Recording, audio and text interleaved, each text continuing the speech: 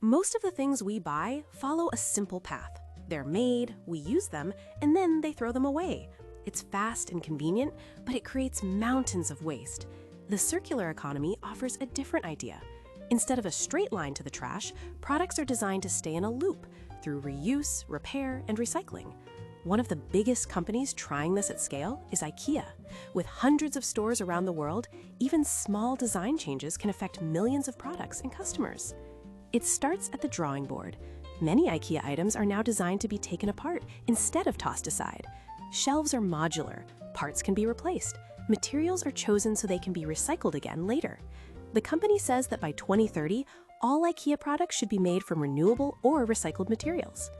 But design is only one part of the loop. IKEA also runs take-back programs where customers can return used furniture. Those items are checked, repaired, and refurbished, then sold again at lower prices. Instead of becoming waste, a table or chair gets a second life, often saving both money and materials.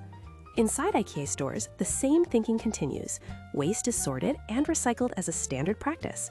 Packaging is being redesigned to use less plastic and more paper-based materials. Some locations are even testing ways to recycle old textiles into new products. This isn't just happening globally.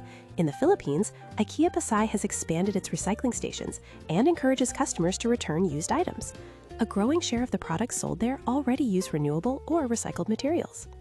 The circular economy isn't about being perfect or never creating waste. It's about designing smarter systems that keep value in use for longer. And when a company as large as IKEA commits to that loop, it pushes the entire retail industry to rethink how things are made, used, and reused. For more sustainable tech in 2 minutes, subscribe to EcoLogic and join the conversation. Let's make sense of the logic behind the eco.